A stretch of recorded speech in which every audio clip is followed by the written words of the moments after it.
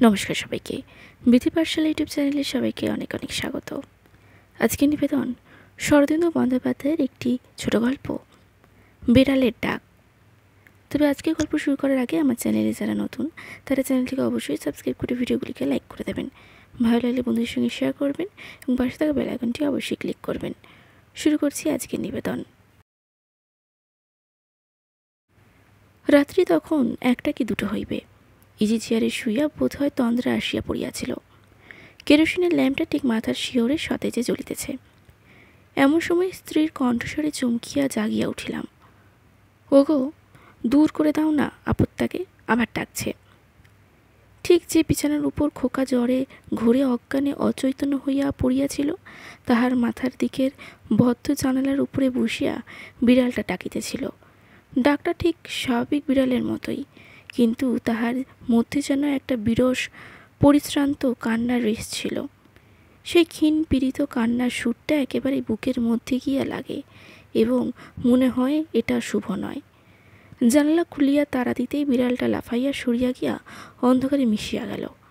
মফস্বলের ছোট্ট শহর, চারিদিকে উপলক্ষে বদলি হইয়া প্রায় বছরখানেক হইল এই বাড়িটায় আমরা বাস করিতেছি, কিন্তু বিড়ালের উপদ্রব এতদিন ছিল না।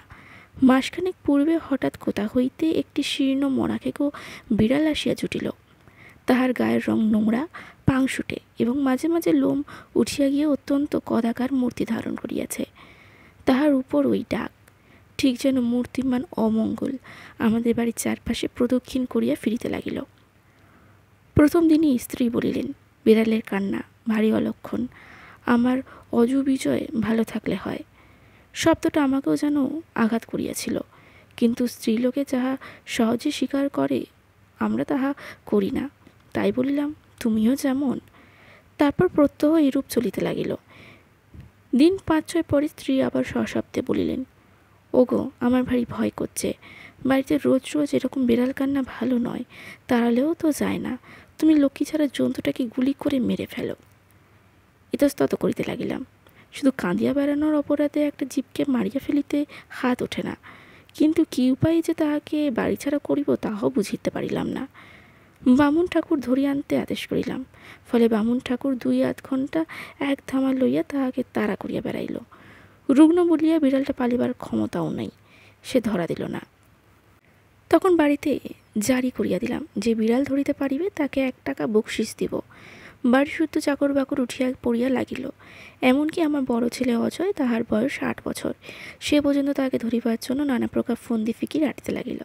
কিন্তু আশ্চর্য, দ্রুত এই বিড়ালটা সকলের ষড়যন্ত্রে কে অবহেলা ব্যর্থ করিয়া দিয়া সে বাড়ি প্রদক্ষিণ করিয়া বেড়াইতে লাগিল, এবং তাহার কান্নার সুর যতই মনোভেদী হোক না কেন, সে যে আমাদের মিলিত প্রয়াস বিফল করিয়া দিয়া বেশ আমোদ উপভোগ করিতেছে তাহা বুঝিতে পারিয়া আমাদের উত্তেজনা আরো বাড়িয়া গেল।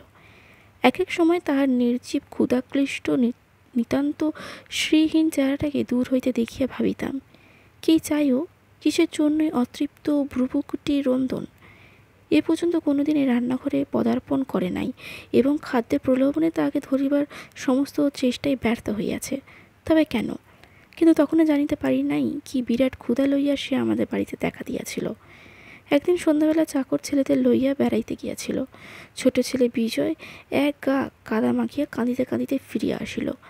চাকর অপরাধ কুণ্ঠিত কণ্ঠে জানাইল, যে রাস্তার পুলের উপর খেলা করিতে করিতে খোকাবাবু হঠাৎ নিচে পড়িয়া গিয়াছিলেন, তবে শরীরে আঘাত লাগে নাই, কাদার মধ্যে পড়িয়াছিলেন, এই ভাগ্য। ভাগ্যের কথা শুনিয়া আমার মাথা ঘুরিয়া গেল, কারণ সেই পুলটার নিচে দিয়ে শহরের গলিত দুর্গন্ধ নালা গিয়াছে। বিজয় ভারী কাদার মধ্যে পড়িয়া গিয়াছে। পরের দিন একটু জ্বর এবং 3 দিনেকের মধ্যে টাইফয়েড রোগের কোনো লক্ষণই অপ্রকাশ রহিল না। স্ত্রী অশ্রুপূর্ণ চোখে আমার দিকে পানে তাইলেন। ঘুমাইলেন, বুঝিলেন তিনি সেই অপয়া বিড়ালটার কথা ভাবিতেছিলেন। ভাবনার বস্তুটি তখন দ্বিগুণ উৎসাহে বাড়িময় কাঁদিয়া বেড়াইতেছিল। যে রাত্রে কথা লইয়া আরম্ভ করিয়াছি সে রাত্রি কাটিবে বলিয়া আশা করি নাই, কিন্তু সত্যই যখন কাটিল তখন আমি হাত মুখ ধুইয়া নিচে নামিয়া গেলাম। ডাক্তার ডাকিতে পাঠাইলাম এবং তাড়াতাড়ি 1 পেয়ালা চা গলাধ্যকরণ করিয়া রোগীর ঘরে ফিরিয়া আসিয়া দেখি ছেলেটা আরও বেশি ছটফট করিতেছে। জ্ঞান আছে কিনা বুঝিতে পারি না, মাঝে মাঝে চিৎকার করিয়া উঠিতেছে, আমি ঘরে প্রবেশ করিবার মাত্র সে মায়ের গলাটা সজোরে জড়াইয়া ধরিয়া নিজেকে বাহু জোরে তাহার বুকের কাছে টানিয়া লইয়া কাঁদিয়া উঠিল। মা, ওই বিড়াল, আমি হব না, আমি যাব না। স্ত্রী দুহাতে ছেলেকে বুকে চাপিয়া ধরিয়া কাঁদিয়া উঠিলেন, কিন্তু তখনই আবার দাঁত দিয়া ঠোঁট চাপিয়া কান্না নিরোধ করিলেন। সেই মুহূর্তে নিচে হইতে বিড়ালের ডাক শোনা গেল। আমি আর সেখানে দাঁড়াইলাম না, দাঁতে দাঁত চাপিয়া নিজের ঘরে গিয়া বন্দুকটা তুলাইয়া লইলাম। টোটা ভরিয়া ভিতরে বারান্দায় আসিয়া দাঁড়াইলাম। শীতের সকাল, রোদ উঠিয়াছে, কিন্তু কুয়াশা সম্পূর্ণ দূর হয় নাই। মস্ত উঠোনের অন্য প্রান্তে একটা অনুচ্চ বাঁশের মাচা ছিল। পুঁই ডাঁটা এবং আরও কী কী লতা দিয়া মাচাটা আগাগোড়া ঢাকা। তাহারই উপর বসিয়া জন্তুটি আরামে অঙ্গ লেহন করিতেছিল।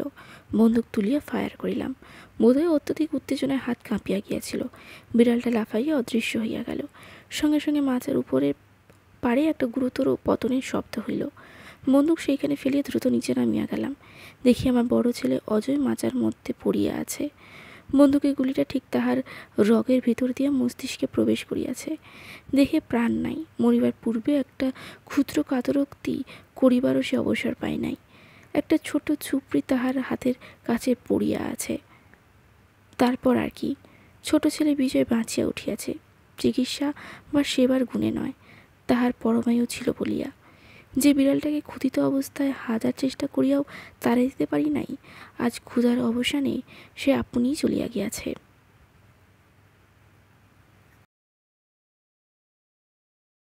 আজকে গল্পটি কেমন লাগলো কমেন্টে অবশ্যই জানাবেন। ভালো লাগলে লাইক করবেন, বন্ধুদের সঙ্গে শেয়ার করবেন এবং পাশে থাকা বেল আইকনটি অবশ্যই ক্লিক করবেন। নমস্কার।